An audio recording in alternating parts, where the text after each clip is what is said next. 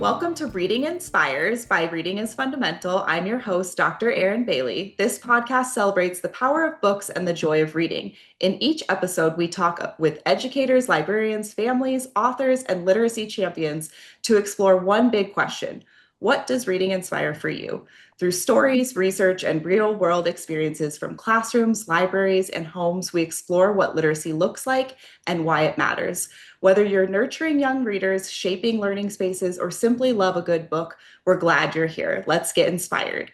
Today, I'm chatting with Dr. Jill Pentimonti, who is a member of our Early Childhood Literacy Advisory Board. A couple years ago, through the Innovative Approaches to Literacy grant, we launched Read for Success Early Childhood, which brings together read-alouds and play-based learning. And Jill, as a researcher with a research background, has supported us with our research initiative for this program. So welcome, Jill. We'll start with just introduce yourself and share your story and your journey into early childhood education and literacy. Well, thank you. It's so great to be here talking about my absolute favorite topics. I'm thrilled to be here. So yeah, just to share a little bit about my path. I really had sort of a moment or an experience that made me just fall deeply in love with early education and early literacy. I had a windy path to that. I majored in finance as an undergrad. I love math. I love numbers. That'll come around in a minute. But I was lucky enough to spend a summer working in Chicago in an early childhood classroom, and I just fell in love with kids that age. They're so fun. They're so curious with reading to them. I just loved it. But it also made me so aware of how important early experiences are and how important early literacy experiences particularly are, and how if you have a good foundation in those, that can set you on such a fantastic path throughout your life as a student, but also as a lover of reading, right? So I think that experience really did it for me. And so I decided, hey, I want to teach. I did that for 6 years in early childhood classrooms. I loved that and had some really fantastic experiences. But really, what came back to me over and over as I was teaching is just this curiosity about how these amazing brains were working in these great kids I was working with, and how this language and literacy instruction or sort of development was happening, right? So I felt like I really needed to know those mechanisms. And it also, like I said, became clear to me more and more every day how important and how variable those early experiences were, and how little resources we have really devoted to these early experiences, and that we need to be using what works to be efficient. Our little ones deserve this, right? The best of the best. And so I think that led me to being a researcher and into this sort of early education world, where one of the things I get to do is try to understand what works best. Why is it efficient cost-wise with our limited resources? And are we doing the best for kids that we possibly can to give them that foundation of early literacy? So that's sort of the windy path I took to this role now, sort of as an early childhood education researcher. And just thrilled that I get to do things like this and have conversations about the importance of some of the things that we all can be doing as teachers, as parents, to support kids' early literacy. Thanks, Jill. So I had no idea you had a math background. We have that in Yeah, common. I I know. minored in math myself, Oh, but I love it. it does make sense how, your background is Yeah, math, but you found this love for reading and fostering literacy with young children. But that Mhm. analytical part of you is what Exactly. drew you to the research. That's fantastic. So since you are a Exactly. researcher, what does research say is the secret sauce for Yeah. effective preschool read alouds, and why does it Yeah. matter? I love this question because my absolute favorite part of the day when I was a teacher was doing that read aloud and shared book reading. It was so fun because, the kids were engaged, I was engaged. We either were laughing or we were talking about a serious topic because we could through a book, or we're just learning cool things. And so when I sort of got deeply into the research, when I was getting my PhD, I was so excited that there was this body of research that said, yeah, you're right. It isn't just the fun, or you don't just think this is a good instructional practice. This is truly changing kids' skills. And I just am so excited by the fact that this fun activity that we naturally do with kids in homes, in schools, actually has meaningful impact on kids' skills. But like you said, what's that secret sauce is the key to it. Flipping the pages, reading the words off the page is not the key. That's not the secret sauce. What the secret sauce is the human interaction, the back and forth, the language, so the question asking, the things that are being pointed out during that read aloud, right? So that is so, so key to making sure that this really cool experience, again, that we do naturally, is as effective and as efficient as possible. And so, I often try to think about this interaction piece, right, is in three big buckets. And those buckets we know are the types of skills and the types of things we're talking and instruction we're doing with kids that we know from research are most impactful to children becoming skilled readers later. One of those is language, using their language, getting their listening comprehension up and running, right? You're not doing reading comprehension when you're pre-K, but you are doing listening comprehension. And so you as a parent or teacher, when you're asking good questions, when you're saying, what do you think is going to happen next? You're getting that listening comprehension going. Another good part about asking a question like, what do you think is going to happen next? A child has to use more than one word to answer that question, right? And the way to learn language is to use language. So it's such a wonderful way to sort of build language skills. The other one is print knowledge. We know that kids knowing the names of letters and the sounds they make is one of going into kindergarten, having that knowledge is one of the best ways to prepare them for reading success. Print all over books. It's a great way to point out print, point out letters. There's your letter A, Amy. It's right there in that word, right? Saying things like that get kids paying attention to print. And then the other third piece that I think about that's so good in that interaction secret sauce part of Reload is sounds of language. Because when kids are learning to decode or sort of read the words, like knowing that CAT says at, and you blend it together for cat, right? That's a skill. You've got to listen to those sounds of language. So practicing that when you're reading rhyming books, there's so many great rhyming books out there, books with alliteration or books that have the same sound, like Silly Sally is one, right? So you're getting kids to pay attention to the sounds of language. All of those kinds of activities, that interaction that you can be doing is absolutely the secret sauce. And again, what I love about Read-Alouds is that just makes it easy. It is natural, right, to ask those kinds of questions because books and that activity itself just makes it easy for the adult to be doing those sorts of things with kids. That was so helpful the way you broke that down into the three buckets of listening comprehension. And I noticed you did say Yeah, listening comprehension rather than reading comprehension because right. they're young children. They're being read a book Exactly. too. And Hmm. then the print knowledge and then the language sounds. That's Yep. super helpful. For the first, maybe some families who might be listening, do you have any tips? Do they need to cover all of those three buckets in one read aloud, or are Good they able question. to, pick and choose as they're going? Hmm.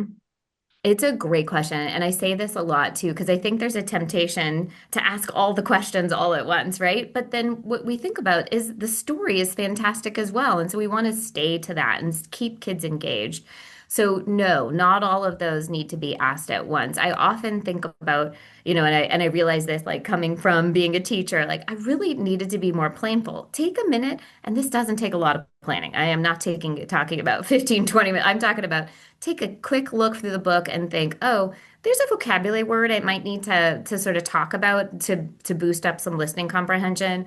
Or this book has great print. Like sometimes books have really cool looking print. Like I will definitely want to point out print in that. Sort of look at each book and think about what you might want to pull out when you're reading that book.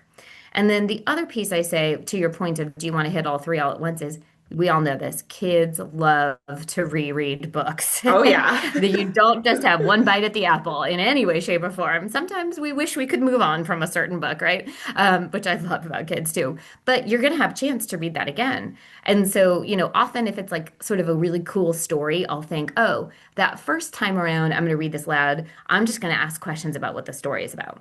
And then the second time, I'll pull out some really cool things about the print. And the third, I'll talk about sounds of language. Or if it's an alphabet book, I won't maybe do as many questions in the listening comprehension space, but I'll talk a ton about letters, right? So just being a little bit thoughtful, again, not a ton of time, but a little bit thoughtful about when you pick up a book, kind of breezing through and thinking, okay, these are some cool questions I can ask. I don't have to ask them all at once.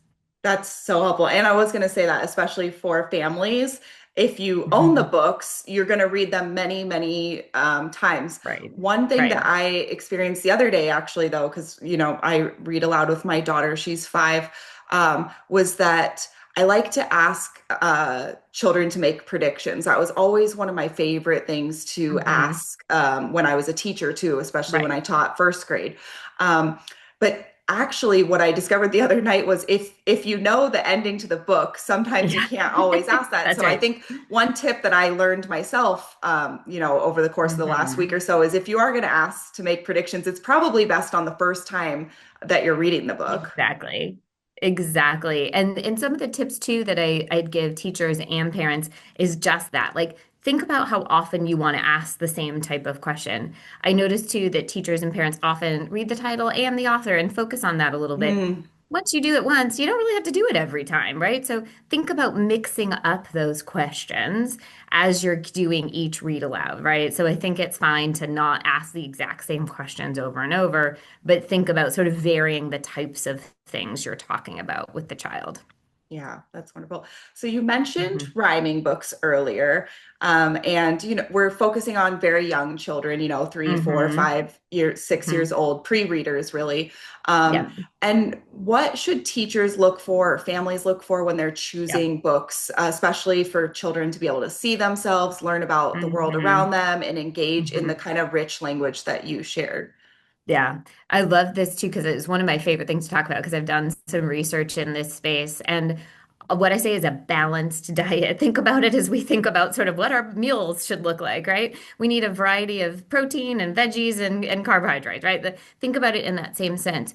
Narrative books are fantastic. There's so much good about narrative books. You can talk about story structure, which is sometimes sort of abstract. When you say the words beginning, middle, and end, to a 3, 4, 5-year-old, that's a very abstract concept. That's really hard to describe. Yeah.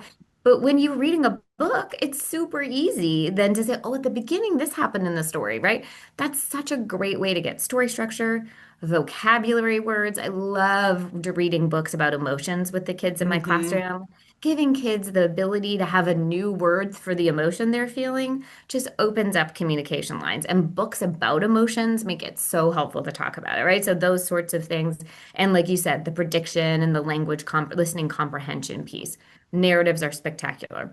What we know, and this is sort of what I was referencing in my research, so when I first came to grad school, one of the things I did was try to understand what are kids getting exposed to? And we know about 95% of the time, children are getting exposed to narrative books. Hmm. What that means is they're not getting a lot of what I call information or narrative books. And those are books about a specific topic. Dinosaurs, ladybugs, rocks, right? We're not seeing a lot of those. And there's actually a lot of really cool books out there that are purely often pictures and have labels and have bolded words and are new vocabulary and really are about a topic. And what I love about those books is a couple of things. One, they look a whole lot look like a textbook.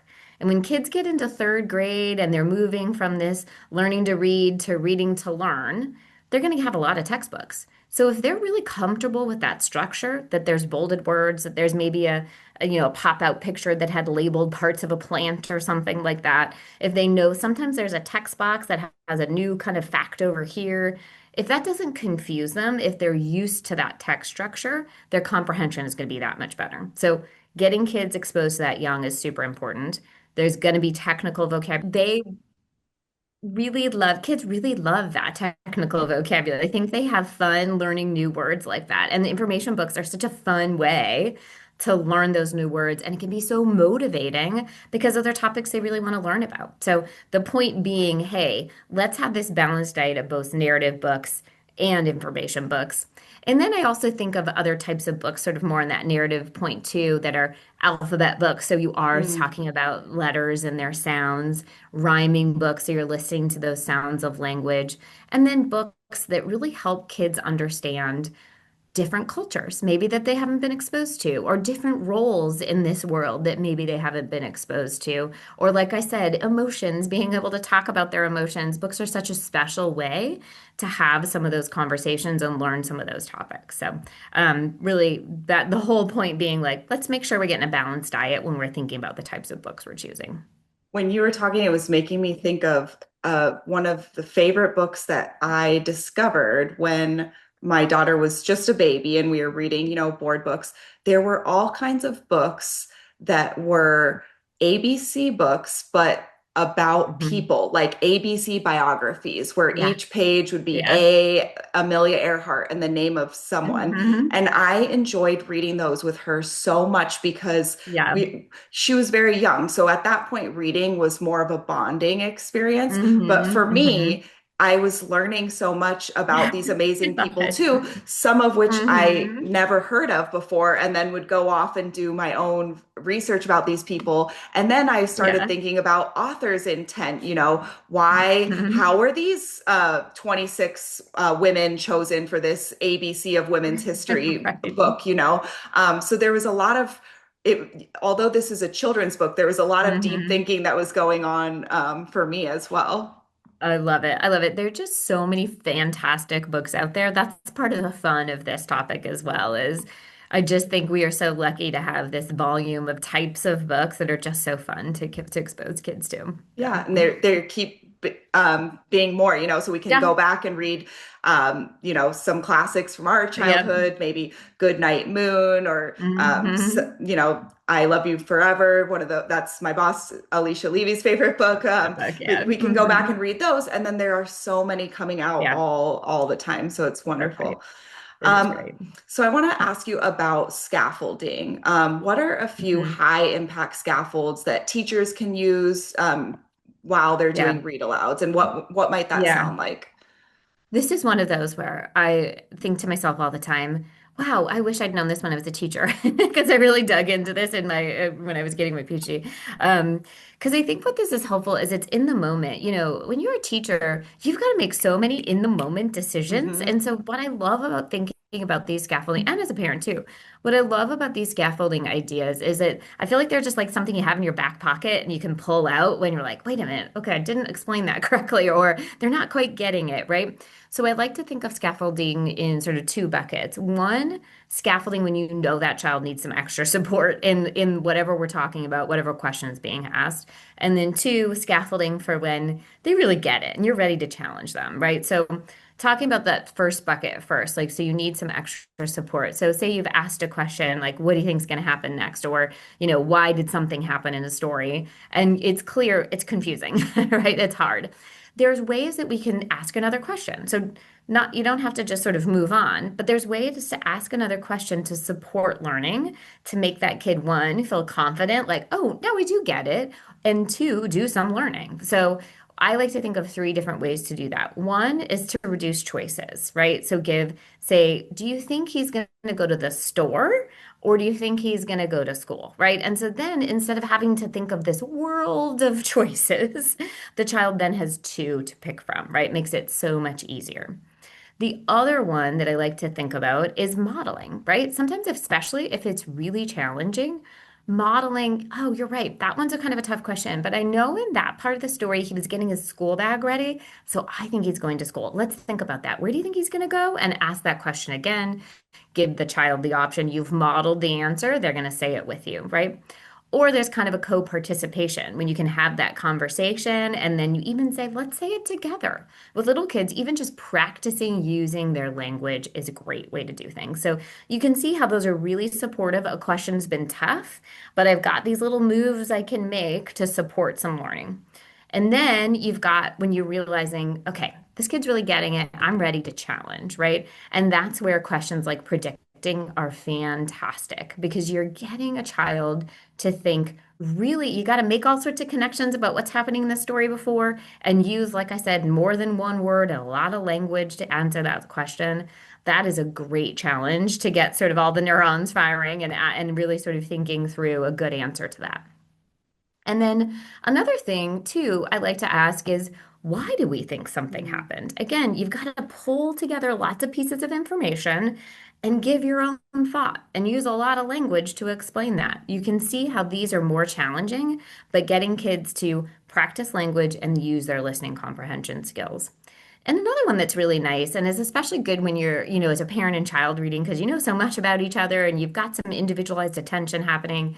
Getting them to generalize to something that's happened in their life is going to happen, hasn't happened, but will. Sort of saying, oh, we're going to go to the zoo tomorrow. We're probably going to see, what do you think we're going to see, right? Making that connection to their own lives really solidifies knowledge and solidifies the things that you're talking about, and can get them thinking, oh, this doesn't just happen in this story that we're reading here in my living room, right? It actually happens in our everyday world, and this is sort of world knowledge. All of that is really good for kids too. So again, thinking about scaffolding both in how can I support when a concept isn't quite getting there, and how can I support to challenge as well.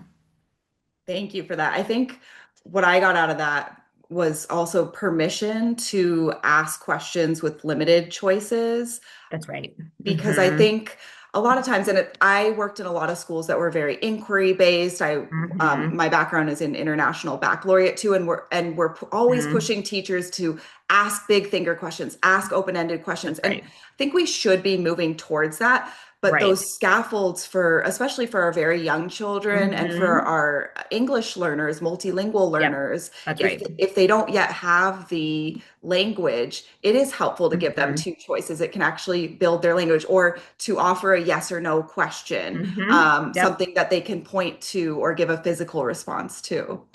That's absolutely right. And it's so funny. That's right in line to what I found out. This is one thing I studied for my dissertation is like, how are teachers using scaffolding? Because again, it's hard to do in the moment. But that same reaction, and I saw a lot of that, is that we are asking less of those more supportive questions. And think about the confidence gives a child to answer those questions. So, of course, those open-ended questions, we're using language, we absolutely want to ask those. But in the situations in which it's necessary, those really high support scaffolding questions are so, so important. You're giving kids confidence. I've worked with a lot of speech language pathologists in my life, and they always say it's great to model. Saying things with kids, modeling that good language is one of our best techniques to build kids' language skills. So don't feel weird about saying it with kids, saying it to kids, being really sort of overt about what the answer is because you're giving that child an excellent model of your language. And that's how kids learn language, right? So. Thank you.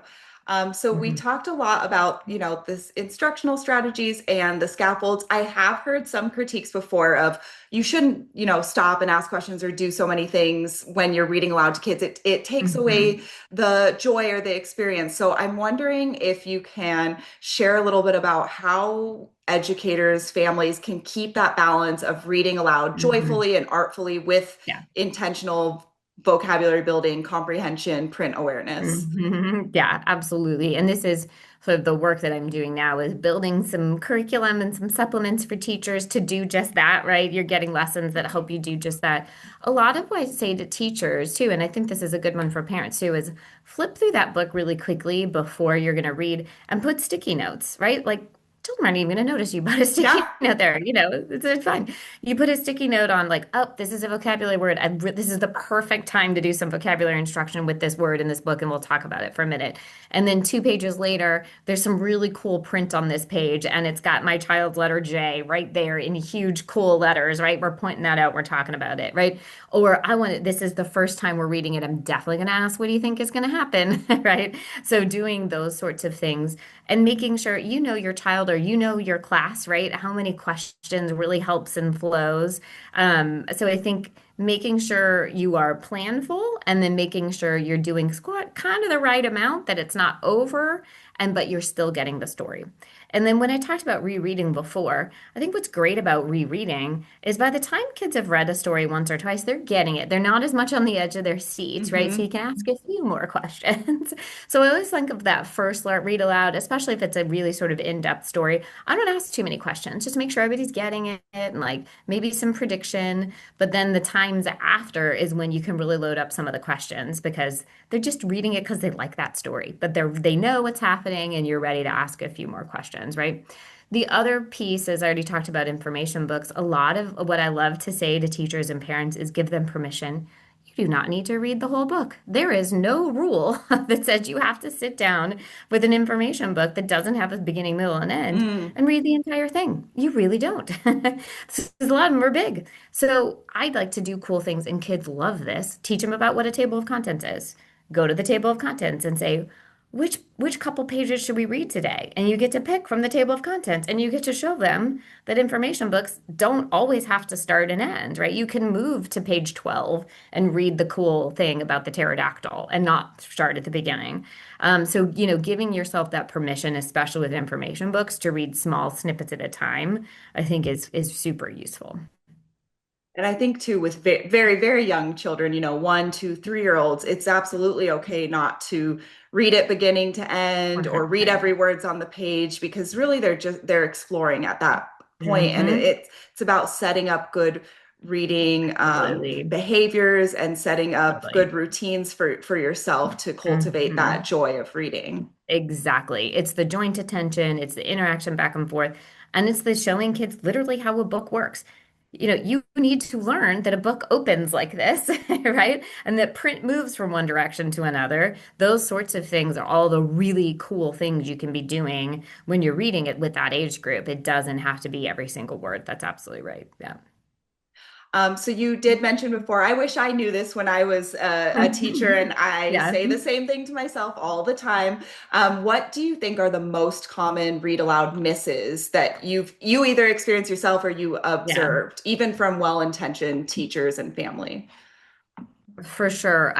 Some of it too is I felt like I needed to ask the same questions or do the same routines with every book. Like I said, like the title and author. You Hmm. don't need to ask the same exact types of questions every time.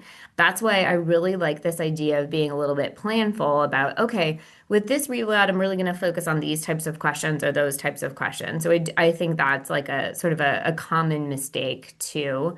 And then, I've said print knowledge before, but I find, in part of the work that I've done, I've seen lots of read alouds, and so we see what teachers point out or not. It's really not that much print. All teachers aren't pointing out print all Hmm. that often. And I think about back to myself, I was really focusing on the questions about what the story was about and a little bit less on these concepts of print. Like I said, how print works on a page, how it's different than a picture, what direction it's moving, the names of letters, the sounds of letters. But giving kids that concept of like, we couldn't be reading this page as, these words off the page if we didn't understand that all of these little symbols have a sound and a name and that pulling together is a word. Like this is the perfect time to get kids talking about print and pointing out print. And I think that's one of the more common mistakes. You talk a lot about the story and a little bit less about the print and the components of it, which is really key to reading success as well. I had kind of a similar experience reading aloud to my daughter, which I shared before. She's 5. There's a book called Big, and Mhm. there are several pages in the middle of the book that are wordless Mhm. pictures, which was a great opportunity to teach about print because we got to those pages and my daughter said, "Why aren't you reading anything?" Yeah, And I said, "Well, that's look, perfect. there's no words on this page. So the author and Mhm. illustrator just want us to look at this page." And, Yeah, then we talked about the perfect. illustrations and the characters' Mhm. feelings on those pages. So I think there are lots of Mhm. opportunities to infuse print knowledge into our read Exactly. alouds. Exactly. Like, there's a meaning, there's a reason we need to write down these little symbols. Getting that concept is so cool and so beautiful and the perfect way to do it during a read aloud, right? Hmm. Yeah.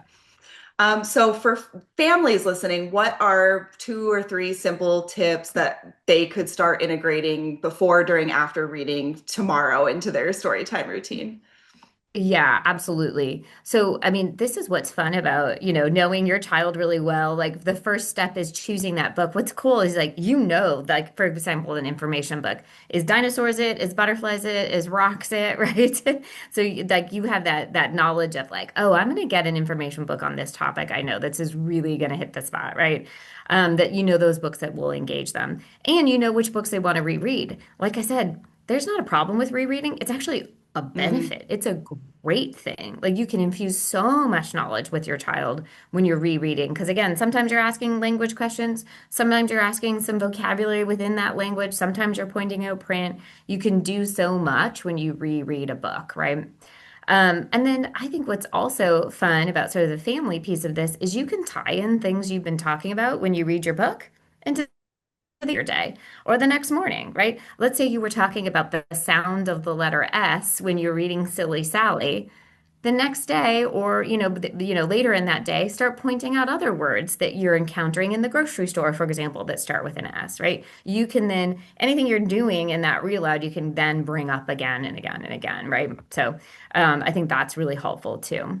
And then, like what I was saying with the scaffolding, one of the really good ways to get kids to really build background knowledge, to truly understand what they're learning, to use that good language, to keep those new vocabulary words they know really in their head, is to tie them to their own life. All of us are the same. When we have knowledge that makes sense to us, that ties to the background knowledge we already have, it's really going to sit in your head. It's going to be solidified. And so you know your child really well. You can start having those conversations that say things like, oh, that animal giraffe, remember when we saw that giraffe Hmm. XYZ time, right? That's really going to help make things concrete for kids. So there's some really great things, I think, that sort of more individual conversations when you can bring out when it's, a caregiver and a child too that are really special. Yeah. So we always end this podcast by asking, what does reading inspire for you?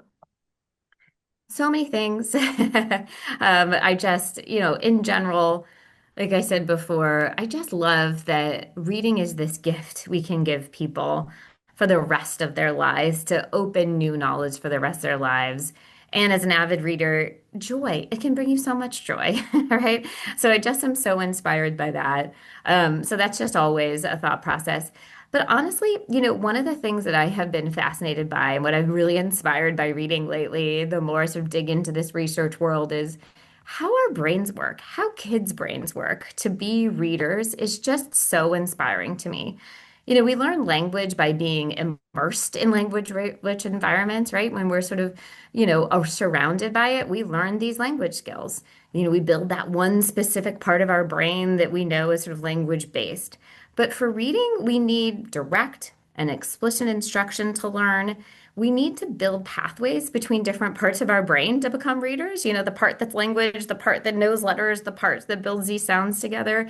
And so, what I think is so inspiring when we are both reading and we're instructing in reading and we're building kids' brains is that by having these conversations, by doing these read louds, by talking about early literacy with kids, we're literally building their brains. We're literally building neural pathways between the parts of the brain that we need to work together to learn to read. And to me, that's a miracle. It's fantastic that the things that we can be doing as adults with kids can then build their brains to give them this gift of reading. So lately, that's been inspiring me to think about us as builders of really strong brains, to give this gift of reading.